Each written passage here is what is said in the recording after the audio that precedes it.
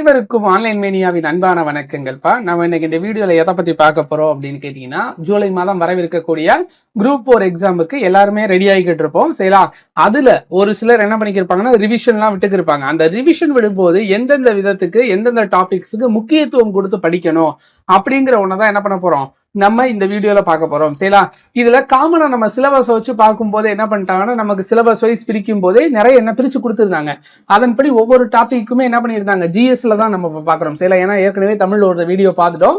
அதனால என்ன பண்றோம், இப்ப ஜிஎஸ்க்கு அப்படின்னு பார்த்தோம் அப்படின்னா, ஜிஎஸ்ல நிறைய டாபிக்ஸ் வைஸ் என்ன பண்ணியிருந்தாங்க, நமக்கு மார்க் கொடுத்துருந்தாங்க. அதுல பார்த்தோம் அப்படின்னா சயின்ஸுக்கு மொத்தமாவே எவ்வளவு மார்க் கொடுத்துருந்தாங்க அப்படின்னு கேட்டீங்கன்னா ஒரு 5 மார்க் தான் கொடுத்துருந்தாங்க. சரிங்களா? மொத்த சயின்ஸ் டாபிக்குமே என்னது, ஒரு 5 மார்க்ல இருந்து கேள்விகள் கேட்போம். புவியியல் அப்படின்னு நம்ம எடுத்துக்கிட்டோம்னா அதுல ஒரு 5 மார்க் கேட்போம் அப்படின்னு சொல்லிட்டாங்க. அதற்கப்புறம் என்ன பண்ணிட்டாங்க, இந்தியாவின் வரலாறு மற்றும் அதாவது இந்திய தேசிய இயக்கம் INM அப்படின்னு சொல்லுவோம் பாத்தீங்களா, இந்த டாபிக்ல எவ்வளவு நம்ம கொடுத்திருந்தாங்க அப்படின்னு பாத்தீங்கன்னா இந்த 2 டாபிக் சேர்த்துமே என்னது நமக்கு 10 மார்க் கொடுத்திருந்தாங்க. சரிங்களா? இது ரெண்டுல முக்கியமானது அப்படின்னு நம்ம பார்க்கும்போது இந்த INM அப்படிங்கறது ரொம்ப முக்கியமா படிப்பாங்க. ஏன்னா அதுலதான் என்ன பண்ணுவாங்க, இந்திய தேசிய இயக்கம்னு சொல்லி வரும்போது இந்திய தேசிய காங்கிரஸ் ஆரம்பிச்சதுல இருந்து அதற்கப்புறம் என்னது இந்தியா சுதந்திரம் அடைஞ்சது வரைக்கும் இருக்கக்கூடிய எல்லா தகவல்களும் அதுக்குள்ள கொடுத்துருவாங்க நமக்கு. இந்தியாவின் வரலாறு அப்படின்னு பார்க்கும்போது இதுதான் என்னது, அந்த சிந்து சமவெளி நாகரிகத்தில் ஆரம்பிச்சு எல்லாரும் நம்ம ஹிஸ்டரி எல்லாம் படிச்சிருப்போம், குப்தாஸ் படிச்சிருப்போம், முகலாயர்கள் படிச்சிருப்போம், டெல்லி சுல்தான்கள் படிச்சிருப்போம். இவங்க எல்லாரோட டாபிக் என்னது, அந்த இந்திய வரலாறுக்குள்ள வரும். இந்த மொத்த டாபிக்கும் சேர்த்து நமக்கு எவ்வளவு கொடுத்திருக்காங்க, ஒரு 10 மார்க் தான் கொடுத்திருக்காங்க. அதற்கடுத்து பார்த்தோம் அப்படின்னா கான்ஸ்டிடியூஷன், அதாவது என்னது இந்திய அரசியலமைப்புன்னு ஒரு டாபிக் இருக்கும். அந்த டாபிக்ல மட்டும் கிட்டத்தட்ட எத்தனை கேள்விகள் இருக்கு அப்படின்னு பாத்தீங்கன்னா 15 கேள்விகள் நமக்கு கொடுத்திருக்காங்க. சரி, அந்த அளவுக்கு இந்த டாபிக் முக்கியமா அப்படின்னு கேட்டீங்கன்னா கண்டிப்பான முறையில. ஏன் அப்படின்னு கேட்டீங்கன்னா இந்த டாபிக் இந்த இதுல மட்டும் நீங்க எடுத்துக்கிட்டீங்க அப்படின்னா கண்டிப்பான முறையில உங்களுக்கு அதிகமான கேள்விகள் விழுகும். எந்த எக்ஸாம்ல இதுக்கு முன்னாடி இவங்க அனௌன்ஸ் பண்றதுக்கு முன்னாடி இருந்தே என்ன ஆகும், கான்ஸ்டிடியூஷன்ல அதிக அளவு கேள்வி கேட்பாங்க. அது எந்தெந்த பகுதிகளில் இருந்து அதிக கேள்விகள் வரும் அப்படிங்கறத நான் பின்னாடி சொல்றேன். இதுக்கு அடுத்து பார்த்தா அதிக இதில் கேள்வி கேட்கறாங்க அப்படின்னு பாத்தீங்கன்னா எக்கானமிக்ஸ். சரிங்களா? அதாவது எக்கானமிக்ஸ் அதோட இன்னொன்னு சேர்த்துக்கிறாங்க. என்ன அப்படின்னு கேட்டீங்கன்னா development administration in India Tamil Nadu அப்படின்னு கொடுப்பாங்க. சரிங்களா? அதாவது என்னது தமிழ்நாடு. இதுக்கு முன்னாடி பழைய சிலபஸ்ல யூனிட் 9 அப்படின்னு சொல்லி நமக்கு ஒரு டாபிக் இருந்துச்சு பாத்தீங்கன்னா, தமிழகத்தின் வளர்ச்சி நிர்வாகம் அப்படின்னு சொல்லிட்டு. சரிங்களா? அதோட என்ன பண்ணிருந்தாங்க, சேர்த்து எக்கனாமிக்ஸ் என்ன பண்ணிருக்காங்க, இப்ப 20 மார்க் கொடுத்திருக்காங்க. இதுவும் என்னது ரொம்ப முக்கியமான டாபிக். ஏன்னா எக்கனாமிக்ஸ் அப்படின்னு நம்ம எடுக்கும்போது இந்த 5 ஆண்டு திட்டங்கள் எல்லாமே நம்ம காமனா படிச்சிருப்போம்ல, அது மாதிரி முக்கியமான டாபிக்ஸ் இதுக்குள்ள இருக்கு. சரிங்களா? அதற்கப்புறம் இன்னொரு 20 மார்க் கொடுத்திருக்காங்க. எதுக்கு அப்படின்னு கேட்டீங்கன்னா ஒரு மிகப்பெரிய டாபிக். எதுக்கு, தமிழ்நாட்டின் வரலாறு பண்பாடு மற்றும் சமூக அரசியல் இயக்கங்கள். அப்படியே பெருசா 20 மார்க்னு சொல்லையா கொடுத்திருக்காங்க. ஆனா அதற்கான டாபிக்கும் என்னது நமக்கு அதிகமா தான் இருக்கு. சரிங்களா? நம்ம சிலபஸ் வைஸ் பிரிச்சு படிக்கும் போது திருக்குறள் அப்படின்னு சொல்லி ஒரு 20 அதிகாரங்கள் கொடுத்திருக்காங்க. ஆனா நம்ம அந்த 20 அதிகாரங்களுக்கு உள்ள அடுத்து இருக்கிறத பார்த்தோம் அப்படின்னா உங்களுக்கே தெரியும். பாருங்களேன், இந்திய ஆட்சியல், இந்திய பொருளாதாரம் ஒவ்வொன்றுக்கும் தனியா கொடுத்திருப்பாங்க. ஆனா 20 மார்க் இது கொடுத்திருக்காங்க. என்ன கொடுத்திருக்காங்க, அதற்கு அடுத்து அன்றாட வாழ்வியலோடு தொடர்பு, மதசார்பற்ற தனித்தன்மையுள்ள இலக்கியம், மானிடத்தின் மீதான திருக்குறளின் தாக்கம், மாறாத விழுமியங்கள், சமூக அரசியல் பொருளாதார நிகழ்வுகளை திருக்குறளோட பொருத்தப்பாடு அப்படின்னு சொல்லுவாங்க. இது மாதிரி இதெல்லாம் இருக்கு. ஆனா இதுல இருக்க குறள்லாம் என்ன ஆகாது, அதுல வராது நமக்கு. சரிங்களா? அப்ப என்னது இது, நம்ம கிட்ட கொடுத்திருக்க அதிகாரங்கள் எத்தனை இருக்கு, இங்க ஆனா மாறி இருக்கே அப்படின்னு நம்ம சொல்லும்போது என்ன பண்ணுவாங்கன்னா, இப்ப வந்து எக்ஸாம்பிளுக்கு சொல்லணும் அப்படின்னா பட்ஜெட் தாக்கல் பண்ணும்போது நிர்மலா சீதாராமன் ஒரு திருக்குறள் படிப்பாங்க. செய்யலாம். அப்ப அதை என்ன பண்ணிடுவாங்க, கரண்ட் அஃபேர் ரிலேட்டடா நமக்கு உள்ள எடுத்துருவாங்க. அப்ப அந்த திருக்குறள்களும் என்ன ஆகும், நமக்கு மார்க் கெயின் பண்றதுக்கு தான் வரும். அதுக்கு பொருளையும் நம்ம என்ன பண்ணணும், தெரிஞ்சிருக்கணும். இது மாதிரி தான் என்ன பண்ணிருக்காங்கன்னா நமக்கு பிரிச்சு பிரிச்சு என்ன பண்ணிருக்காங்க, கொடுத்திருக்காங்க. இதுல முக்கியமான டாபிக்ஸ் அப்படின்னு நம்ம பார்ப்போம். சரிங்களா? இதுல ஃபர்ஸ்ட் நம்ம என்ன சொல்லியிருந்தோம் அப்படின்னு கேட்டீங்கன்னா, நம்ம முக்கியமா பார்த்தது என்னது, அந்த பாலிட்டி. சரிங்களா? அதுல ரொம்ப முக்கியமான டாபிக், அதுல கேள்விகள் அதிகமா வரும். இதுக்கு முந்தின இருந்ததுலேயே அப்படிதான் வருது அப்படின்னு நம்ம சொல்லியிருந்தோம். அதே தான். அதுல குறிப்பா பார்த்தோம்னா முகப்புரை, அதாவது பிரயாம்பிள் அப்படின்னு சொல்லுவாங்க. அந்த முகப்புரை அப்படிங்கிறத நம்ம எப்பவுமே என்ன பண்ணணும், கண்டிப்பான முறையில படிச்சே வச்சிருக்கணும். சரி, ஏன்னா அந்த முகப்புரையில இருந்து கண்டிப்பான முறையில ஒரு கேள்வி என்ன பண்ணுவாங்க, எப்பவுமே எந்த எக்ஸாம் இருந்தாலும் என்ன பண்ணிடுறாங்க, கேட்டுறாங்க. அதனால என்ன பண்ணணும், முகப்புரை அப்படிங்கறத நம்ம ஃபிங்கர் டிப்ஸ்ல கண்டிப்பா வச்சிருக்கணும். இதற்கடுத்து என்ன அப்படின்னு பாத்தீங்கன்னா அடிப்படை உரிமைகள் அப்படின்னு ஒன்று இருக்கும். சரியா? இந்த அடிப்படை உரிமைகள்ல என்னென்ன இருந்துச்சு, அடிப்படை உரிமைகள்ல இருந்து எதை நீக்கினாங்க, அதாவது சொத்துரிமைங்கிறது அடிப்படை உரிமையில இருந்து நீக்கினாங்க. இந்த மாதிரி அடிப்படை உரிமைகள்ல நிகழ்ந்த மாற்றங்கள் என்னென்னு தெரிஞ்சிருக்கணும். சரியா? அடிப்படை உரிமைகள் தொடர்பாக தொடக்கப்பட்ட வழக்குகள் என்னென்ன அப்படிங்கிறதையும் நம்ம என்ன பண்ணிருக்கணும், பார்த்திருக்கணும். முக்கியமான வழக்குகள் தெரிஞ்சிருக்கணும். சரியா? இதற்கடுத்து பார்த்தோம் அப்படின்னா அடிப்படை கடமைகள் அப்படின்னு ஒன்று வரும். சரியா? அந்த அடிப்படை கடமைகள் நம்ம தெரிஞ்சிருக்கணும். அது எந்த நாடுகளிலிருந்து பெறப்பட்ட சம்பந்தப்பட்டவை, அது தொடர்பான டீடைல்ஸ் என்ன பண்ணணும், நம்ம படிச்சு வச்சிருக்கணும். சரிங்களா? அதுக்கப்புறம் பார்த்தோம் அப்படின்னா directive principles of state policy அப்படின்னு ஒன்று இருக்கும். அதாவது என்னது, நெறிமுறை கோட்பாடுகள் அப்படின்னு சொல்லுவாங்க. இதுதான் என்னது ரொம்ப முக்கியமான ஒரு விஷயமும் கூட. சரிங்களா? இந்த டாபிக்ஸ்ல இருந்து என்ன பண்ணுவாங்க அப்படின்னு கேட்டீங்கன்னா நமக்கு அதிகமான கேள்விகளை எடுக்கிறதுக்கான வாய்ப்புகள் இருக்கு. சரிங்களா? இதற்கடுத்து வேற ஏதாவது டாபிக் இருக்கா அப்படின்னு பாத்தீங்கன்னா தேர்தல்கள் அப்படின்னு சொல்லுவாங்க. அதாவது எலெக்ஷன் கமிஷன் அப்படின்னு சொல்லுவாங்க பாத்தீங்களா, அது ரிலேட்டடா வரக்கூடியது. ஏன் இதனால இப்ப தேர்தல்களையும் இன்க்ளூட் பண்றோம் அப்படின்னு கேட்டீங்கன்னா, இப்ப நமக்கு கரண்ட் அஃபேர் ரிலேட்டடா ஒரு கேள்விகள் வருது அப்படின்னா அதுல நம்ம கேள்வி கேட்க வாய்ப்பு இருக்கு. ஏன் அப்படின்னு கேட்டீங்கன்னா இப்ப எலெக்ஷன்லாம் என்ன ஆயிடுச்சு, நார்த் இந்தியால முடிஞ்சிருக்கு. அது மட்டும் இல்லாம ஒரே நாடு ஒரே தேர்தல் அப்படிங்கிறது என்ன இருக்கு, இப்ப ரீசன்ட் டைம்ல நிறைய இந்தியா ஃபுல்லாமே என்ன இருக்கு, நியூஸ்ல அடிபடுற ஒரு விஷயமாவே இருக்கு இந்த ஒரே நாடு ஒரே தேர்தல் அப்படிங்கிறது. அப்ப தேர்தல் தொடர்பா இருக்கக்கூடிய எல்லாத்தையுமே என்ன பண்ணணும், நம்ம கவனிச்சு வச்சுக்கணும். சரிங்களா? அதே மாதிரி தேர்தல் ஆணையத்துல ஏதாவது மாற்றங்கள் ஏற்பட்டிருக்கா, அதோட தலைவர் என்னது, அதோட உறுப்பினர்கள் எந்த வகையில இருப்பாங்க அப்படிங்கறத என்ன பண்ணணும், நம்ம நோட் பண்ணிருக்கணும். சரிங்களா? இதற்கடுத்து வந்தோம் அப்படின்னா சபாநாயகர்கள். சரிங்களா? இப்ப மக்களவையில இருக்கக்கூடிய சபாநாயகர்கள் என்ன, அவங்களுக்கான ஆர்டிகல் என்ன, அவங்களுடைய பொறுப்புகள் என்ன, சரிங்களா, அதை நம்ம தெரிஞ்சு வச்சிருக்கணும். சரிங்களா? இப்போ வந்து ஒரு சட்டசபையில என்ன பண்றாங்கன்னா ஒரு தீர்மானம் கொண்டு வராங்க. தீர்மானம் சமநிலையில முடியுது அப்படின்னா அதுக்கு முடிவெடுக்க வேண்டிய அதிகாரம் யார்கிட்ட இருக்கும், சபாநாயகர் கிட்ட போயிடும். ஏன்னா அவருக்கும் ஒரு ஓட்டு இருக்கும், அவர் எதை சொல்றாரோ என்னது அதுதான் அப்படிங்கிற மாதிரி இருக்கும். இப்ப சபாநாயகர்களுக்கான அதிகாரங்கள் நமக்கு தெரிஞ்சிருக்கும், சபாநாயகர்களை பத்தி டீட்டெயில் நமக்கு தெரிஞ்சிருக்கணும். சரிங்களா? இப்ப வெறுமனா ஆர்டிகல் மட்டுமே நம்ம இதுக்கு படிச்சா போதுமா சார் அப்படின்னீங்கன்னா அதுவும் பத்தாது. ஏன் அப்படின்னு கேட்கிறோம் அப்படின்னு பாத்தீங்கன்னா, நம்ம இப்ப வெறுமனா ஆர்டிகல்ஸ் மட்டுமே படிக்கும் போது இதுக்கு முன்னாடி ஒரு 3 வருஷத்துக்கு முன்னாடி அப்படின்னா நம்ம ஆர்டிகல்ஸ் மட்டுமே படிச்சோம், அது கேள்விகள் வந்துச்சு அப்படிங்கிறது ஓகே. ஆனா இப்ப என்ன பண்ணிட்டாங்க அப்படின்னா எல்லாமே அப்ளைடா மாத்திட்டாங்க. சரிங்களா? எல்லாமே என்னது தியரிட்டிக்கலா இப்ப நம்ம லைஃப்ல டெய்லி லைஃப்ல எப்படி சயின்ஸ்ல வந்து அப்ளைடு சயின்ஸ்னு ஒன்று இருக்கு, அது மாதிரி கொண்டு வர ஆரம்பிச்சுட்டாங்க. சரிங்களா? ஒரு கூற்று கொடுத்து சபாநாயகரோட இதுல பணிகள்ல இது சரியா அப்படின்னு கேட்க ஆரம்பிச்சிட்டாங்க. சரிங்களா? அப்ப நம்ம அந்த மாதிரி பாயிண்ட் ஆஃப் வியூல என்ன பண்ணணும், இதை படிக்க ஆரம்பிக்கணும். சரிங்களா? அதுக்கப்புறம் பார்த்தோம் அப்படின்னா ஆளுநர். சரிங்களா? இதுவும் என்னது ரீசன்ட் டைம்ஸ்ல நமக்கு என்ன ஆகுது, நியூஸ்ல அடிபடக்கூடிய மிகப்பெரிய பிரச்சனைகள்ல ஒண்ணு. ஏன்னா ஆளுநர் என்னது நிறைய பிரச்சனைகள் இன்க்ளூட் ஆயிருக்கிறதுனால நம்ம அந்த இதையும் என்ன பண்ணணும், முக்கியமா படிச்சுக்கணும். அதற்கப்புறம் பார்க்கும்போது குடியரசுத் தலைவர். சரிங்களா? ஏன்னா ஆளுநரை படிக்கும் போது அதே தான் என்னது, அங்க சென்ட்ரல்ல யார் இருக்கா, குடியரசுத் தலைவர்னு ஒருத்தர் இருக்காரு. அவருடைய கடமைகள் பார்க்கணும், பணிகள் பார்க்கணும், அவருடைய அதிகாரங்கள் பார்க்கணும். சரிங்களா? இது மாதிரி இருக்கக்கூடிய தகவல்கள் எல்லாத்தையுமே என்ன பண்ணணும், பார்க்கணும். சரிங்களா? அதற்கப்புறம் அட்டவணைகள். சரிங்களா? கிட்டத்தட்ட மொத்தம் 12 அட்டவணை இருக்குன்னா அந்த 12 அட்டவணைகள் இருக்கணும். பகுதிகளையும் என்ன பண்ணணும், முக்கியமா இருக்கக்கூடிய அதை படிச்சு வச்சுக்கணும். சரிங்களா? அதுக்கப்புறம் தேர்தல் ஆணையத்தோட உறுப்பினர்களை தேர்வு செய்யக்கூடிய குழுவுல யார் யார் இருக்காங்க அப்படிங்கறத என்ன பண்ணணும், நம்ம தெரிஞ்சுக்கணும். ஏற்கனவே தேர்தல் ஆணையம் பத்தி சொல்லியிருந்தோம்.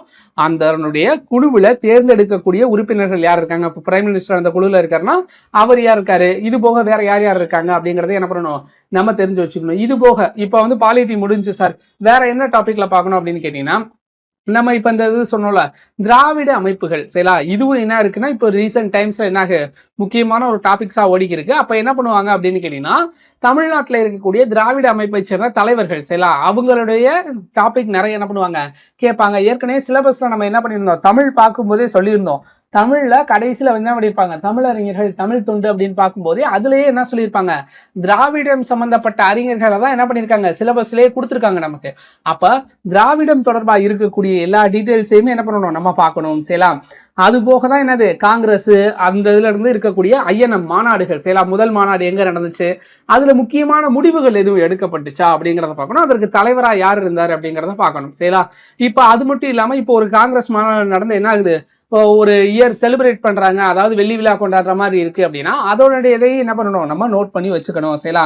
அதனுடைய முக்கியத்துவம் என்ன அப்படிங்கறத நம்ம புரிஞ்சுக்கணும். சரிங்களா? இப்ப காந்தி வந்து பறந்து 100 வருஷம் ஆக போகுது அப்படின்னா அந்த 100 வருஷத்துக்குரியதை என்ன பண்ணணும், நம்ம டீட்டெயில்ஸை தெரிஞ்சு வச்சுக்கணும். சரிங்களா? அதுக்காக தான் இங்க சொல்றோம். சரிங்களா? அதற்கடுத்து பார்த்தோம் அப்படின்னா இன்னொரு முக்கியமான டாபிக் அப்படின்னு பாத்தீங்கன்னா நம்ம தமிழ்நாட்டு ரிலேட்டடா வரணும். இப்போ வந்து ஐஎன்எம் அப்படின்னு சொல்லும்போது தேச தலைவர்கள் காந்தி இருக்காங்க, நேரு இருக்காரு, சில நேதாஜியை பத்தி படிக்கிறோம் அப்படின்னு கேட்டீங்கன்னா நம்ம கீழே வரும்போது யாரை பத்தி படிக்கணும் அப்படின்னு கேட்டீங்கன்னா முக்கியமா நம்ம தமிழ் அறிஞர்கள், அதாவது சுதந்திர போராட்டத்தில் நடைபெற்ற தமிழ் அறிஞர்கள் யார் யாருன்னு பார்க்கணும். அதுலயும் குறிப்பா யாரை பத்தி பார்க்கணும் அப்படின்னு கேட்டீங்கன்னா சுதந்திர போராட்டத்தில் ஈடுபட்ட தமிழக பெண்களை பத்தி என்ன பண்ணணும், நம்ம கண்டிப்பான முறையில் படிக்கணும். இந்த முத்துலட்சுமி ரெட்டி, அதற்கப்புறம் ராமாமிர்தம், அஞ்சலை அம்மாள், இவர்களுடைய தகவல்கள் என்ன பண்ணும், நம்ம கண்டிப்பான முறையில் படிச்சு வச்சிருக்கணும். ஏன்னா இப்ப என்ன பண்ணிட்டாங்க, இவங்களை பத்தின தகவல்களையும் அதிக அளவில் நமக்கு கேட்க ஆரம்பிச்சுட்டாங்க. சரிங்களா? அதனால கண்டிப்பான முறையில் இவங்களை பத்தியும் நம்ம படிச்சு ஆகணும். சரிங்களா? அதுபோக சிலபஸ்ல கொடுத்திருக்கக்கூடிய ஒவ்வொரு அறிஞர்களை பத்தியுமே என்ன பண்ணணும், நம்ம படிச்சாகணும். சரிங்களா? அதன்படி பார்த்தோம் அப்படின்னா இங்க பாருங்களேன், இங்க இருக்கும் பாருங்க. சரிங்களா? தேச தலைவர்கள் அப்படின்னு சொல்லி தமிழக விடுதலை போராட்டத்துல மூவாளூர் ராமாமிர்தமையார், முத்துலட்சுமி ரெட்டி, அதற்கப்புறம் என்ன கொடுத்துட்டாங்க, ராஜாஜியும் வர்றாரு. சரிங்களா? ஏன்னா ஐஎன்எம்மோட ரிலேட்டட் ஆனதுல அவங்களும் ஒருத்தர். சரிங்களா? இது போக தமிழக விடுதலை போராட்டத்தோட பல்வேறு முறைகள் அப்படின்னு சொல்லியிருக்காங்க. இதன்படி பார்க்கும்போது தமிழகத்துல சுதந்திர போராட்டம் டைம்ல என்னென்ன முறைகள்லாம் பண்ணி இது பண்ணாங்க ஆங்கிலேயர்களுக்கு எதிராக அப்படிங்கிறதையும் கேட்பாங்க நமக்கு. சரிங்களா? இது நமக்கு ஒரு கேள்வியா வரும். அதனால கண்டிப்பா பார்த்துக்கணும். அது மட்டும் இல்லாம தந்தை பெரியார் அப்படிங்கிறது என்னது, ஒரு மிகப்பெரிய டாபிக், அதையும் பார்த்துக்கணும். அது போக பாரதியார், வஉசி. சரிங்களா? பாரதியார் எங்க கொடுத்திருக்க மாட்டாங்க அப்படின்னு கேட்டீங்கன்னா, நமக்கு தமிழ்ல அவரை கொடுக்கல. அவர் எங்க கொடுத்துட்டாங்க, பாரதிதாசனை இன்க்ளூட் பண்ணிட்டு நமக்கு பாரதியாரத்துக்கு எங்க கொடுத்திருக்காங்க அப்படின்னு பாத்தீங்கன்னா, இந்தியாவின் வரலாறு மற்றும் பண்பாடு இந்திய தேசிய இயக்கத்துல யாரை இன்க்ளூட் பண்ணிட்டாங்க, பாரதியாரை இன்க்ளூட் பண்ணிட்டாங்க. அப்ப பாரதியாரை நம்ம எங்க படிக்க போறோம், இங்கே தான் படிக்க போறோம். சரிங்களா? அதனால எந்த டாபிக்கை எங்க வச்சு படிக்க போறோம் அப்படிங்கிறது ரிலேட்டடா நம்ம படிக்கணும். சரிங்களா? இப்ப பாரதியாரை வச்சு நம்ம நிறைய படிச்சிருப்போம். சரிங்களா? அப்ப பாரதியாரோட ஹிஸ்டாரிக்கல் ரிலேட்டடா, அதாவது ஹிஸ்டரி ரிலேட்டடா என்ன டாபிக் இருக்கோ அதை தான் என்ன பண்ணணும், நம்ம இனிமே இம்பார்ட்டன்ஸ் கொடுத்து படிக்கணும் அப்படிங்கறத நம்ம தெரிஞ்சுக்கணும். சரிங்களா? அப்ப இந்த ரிலேட்டடா இந்த கண்டென்ட் இங்கே தான் இருக்கு. அப்ப நம்ம என்ன பண்ணணும், இதுக்கு தான் இம்பார்ட்டன்ஸ் அதிகமா கொடுக்கணும் அப்படிங்கிறது ஒண்ணு இருக்குல்ல, அதுக்காக சொன்னோம். அதற்கடுத்து பார்க்கும்போது சயின்ஸ் அப்படின்னு போனோம் அப்படின்னு வச்சுங்களேன். சயின்ஸ்ல நிறைய இருக்கு. சரிங்களா? முக்கியமா சொல்லணும் அப்படின்னு கேட்டீங்கன்னா, நமக்கு 5 மார்க் தான் அது கொடுத்துருக்காங்க. அப்போ ஒரு சில டாபிக் படிச்சு மட்டும் என்ன பண்ணலாம், நம்ம கவர் பண்ணலாம் அப்படின்னு சொல்லலாம். சரிங்களா? அதுவும் சயின்ஸ்ல வந்து நம்ம நிறைய படிக்கிற மாதிரி இருக்குமே சார் அப்படின்னு கேட்டீங்கன்னா, நீங்க அதிகமாலாம் படிக்க வேணாம். சரிங்களா? இப்போ ரீசன்ட் டைம்ஸ்ல கேட்ட எக்ஸாம்ஸ்ல இருந்து பாத்தீங்க அப்படின்னா 9th 10th இருந்தா என்ன இருக்கு, அதிக கேள்விகள் வந்திருக்கும். சரிங்களா? என்னால வந்து எல்லா நேரமும் அதுக்கு டைம் ஸ்பெண்ட் பண்ண முடியாது சார், ஆனா கொஞ்ச நேரம் படிச்சாலும் ஏதாவது கேள்விகள் வந்துடும் அப்படின்னு கேட்டீங்கன்னா 9th 10th நீங்க கம்பல்சரியா படிச்சாகணும். சரிங்களா? அதுவும் என்னென்ன டாபிக்னு பாத்தீங்கன்னா, ஒரு குறிப்பிட்ட டாபிக் மட்டும் நம்ம படிச்சாலே போதும். ஏன்னா ஈஸியா நம்மளால மார்க் அதுல அடிக்க முடியும். அதுல பார்த்தோம் அப்படின்னா ஃபர்ஸ்ட் நம்ம என்ன சொல்லுவாங்கன்னா, இந்த வைட்டமின்கள் அப்படின்னு சொல்லுவாங்க பாத்தீங்களா, வைட்டமின் தொடர்பா இருக்கக்கூடிய வைட்டமின் குறைபாட்டு நோய்கள் என்னென்னு பார்க்கணும், அதற்கான காரணிகள் என்னன்னு பார்க்கணும். சரிங்களா? அதே மாதிரி ஊட்டச்சத்து குறைபாடு நோய்கள் என்னென்னு பார்க்கணும். சரிங்களா? உடல்நலம் சம்பந்தமா இருக்கக்கூடியதை பார்க்கணும். சரிங்களா? நோய்கள் மற்றும் அது தடுப்பு முறைகள் நமக்கு தெரிஞ்சிருக்கணும். சரிங்களா? இதுக்கப்புறம் வேற ஏதாவது இருக்கா அப்படின்னு கேட்டீங்கன்னா, முக்கியமானது உரங்கள்னு ஒன்று இருக்கும். சரிங்களா? உரங்கள்னு ஒரு டாபிக் இருக்கும். அது போக அமிலம் காரம் அப்படின்னு சொல்லுவாங்க. அதாவது வேதியியல் ரிலேட்டடா வரும்போது அமிலம் காரம், அதனுடைய வினைபடு பொருட்கள் இருக்கு பாத்தீங்களா, இப்ப இந்த அமிலத்தை இந்த அமிலத்தோட சேர்த்தா என்ன நிறம் வினைபுரியுது, சரிங்களா, இது இதுல கலக்கும் போது என்ன நிறம் உண்டாகும் அப்படிங்கிற மாதிரி அப்ளைடா என்ன பண்ண ஆரம்பிச்சிட்டாங்க, நமக்கு கொடுக்க ஆரம்பிச்சிட்டாங்க. அப்ப நீங்க படிக்கும் போது எதற்கு முக்கியத்துவம் கொடுக்கணும், அப்ளைடு மாதிரி இருக்கக்கூடியதுக்கு தான் என்ன பண்ணணும், அப்ளைட் சயின்ஸா இருக்கிறதுக்கு முக்கியத்துவம் கொடுத்து படிக்கணும். அதனாலதான் என்ன சொன்னோம், இப்ப ரியல் லைஃபோட அதை கண்டக்ட் ஆகணும் நமக்கு. அப்படி பார்த்தோம் அப்படின்னா நோய் காரணிகள் அப்படிங்கிறது என்ன இருக்கு, நம்ம படிச்சாங்க. இப்ப ஏதாவது புதுசா நோய் வந்திருக்கு, அதற்கு நம்ம தடுப்பு மருந்துகள் கண்டுபிடிச்சிருக்காங்க அப்படின்னா அந்த கரண்ட் அஃபேர்ஸ் நமக்கு கேட்கக்கூடும். சில ஏன்னா அவங்க என்ன கொடுத்துருக்காங்க, எல்லா டாபிக்ஸ்லயுமே கரண்ட் அஃபேர்ஸ்ங்கிறத இன்க்ளூட் பண்ணிட்டாங்க. இப்ப நீங்க சிலபஸ்னு எடுத்துக்கிட்டீங்கன்னா எல்லா டாபிக்லயுமே என்ன பண்ணிருப்பாங்கன்னா, கீழே நடப்பு நிகழ்வுகள் என்ன பண்ணிட்டாங்க, கொடுத்துட்டாங்க. அப்படி நம்ம பார்க்கும்போது என்ன பண்ணணும், இதற்கு முக்கியத்துவம் கொடுக்கணும். சரிங்களா? அப்ப இயற்பியல்னு ஒரு டாபிக் இருக்கு அப்படின்னு கேட்டீங்கன்னா, இயற்பியல்ல அளவீடுகள் அப்படின்னு ஒன்று இருக்கும். சரிங்களா? இதுல தான் என்ன பண்ணுவாங்க அப்படின்னா, முக்கியமான அளவீட்டு கருவிகள் இருக்கு. சரிங்களா? இப்போ வந்து ஓடாமீட்டர்னு ஒன்று இருக்கும், அம்மீட்டர்னு ஒன்று இருக்கும், சரிங்களா, ஆல்டிமீட்டர் அப்படின்னு ஒன்று இருக்கும். சரிங்களா? இந்த மாதிரி அளவீட்டு முறைகள் முக்கியமானதை நம்ம தெரிஞ்சு வச்சிருக்கணும். சரிங்களா? அதப்ப அந்த அளவீடுகளுக்கு நம்ம முக்கியத்துவம் கொடுத்து படிச்சிருக்கணும். பேரண்டத்துல என்னது முக்கியமான விஷயங்கள், ஏதாவது முக்கியமா சூரியனை தொடர்பா ஏதாவது இருக்கா அப்படிங்கிறத நம்ம படிச்சு வச்சுக்கணும். சரிங்களா? அடுத்து இயக்கவியல் அப்படிங்கும்போது இயக்கம் தொடர்பாக இருக்கக்கூடிய விதிகள் மற்றும் அதை சொன்னது யாரு அப்படிங்கிறத நம்ம தெரிஞ்சு வச்சிருந்தா போதும். சரிங்களா? அடுத்து நம்ம சொன்னது என்னது, தனிமங்கள் சேர்மங்கள்ல படிக்கணும். அமிலங்கள், காரங்கள், உப்புகள், இது எல்லாமே என்னது ரொம்ப முக்கியமான டாபிக். சரிங்களா? உரங்கள், பூச்சிக்கொல்லிகள், இது ரெண்டுமே என்னது ரொம்ப முக்கியமான டாபிக். சரிங்களா? ஏன்னா இதுக்கு முன்னாடி ப்ரீவியஸ் இயர் கொஸ்டின்ல நீங்க எடுத்து பார்த்துருந்தீங்கனாலுமே என்னது இது தொடர்பான கேள்விகள் உங்களுக்கு நிறைய இருக்கும். சரிங்களா? உணவில் கலப்படம் அப்படிங்கும்போது இது ஒரு தடவை கேட்டிருப்பாங்க. என்ன கேட்டிருப்பாங்க அப்படின்னு கேட்டீங்கன்னா, ஒவ்வொரு உணவுலையும் ஒவ்வொரு விதமான கலப்பட பொருட்கள் கலப்பாங்க. அப்ப அதை மட்டும் நம்ம என்ன பண்ணலாம், படிச்சுக்கலாம். சரிங்களா? மொத்த டாபிக்கையுமே நமக்கு படிக்கணும்னு அவசியம் கிடையவே கிடையாதுப்பா. ஒரு டாபிக் நீங்க எடுக்கிறீங்க அப்படின்னா அந்த டாபிக்கு உள்ள சிலபஸ்ல நமக்கு என்ன கேட்டிருக்காங்களோ அதை மட்டும் படிச்சா போதும். மற்றபடி நமக்கு அந்த ஃபுல் பாடமும் படிக்கணும்னு அவசியமே கிடையாது. சரிங்களா? சிலபஸ் என்ன இருக்கோ அதை மட்டும் நம்ம படிச்சுட்டு போனா போதும் அப்படிங்கறத நான் சொல்றேன். சரிங்களா? அதற்கடுத்து பார்க்கும்போது இங்க இருக்கு பாத்தீங்களா, உடல் நலம் மற்றும் சுகாதாரம், ஊட்டச்சத்து, இது தொடர்பான கேள்விகள் எப்பவுமே இடம்பெறும். சரிங்களா?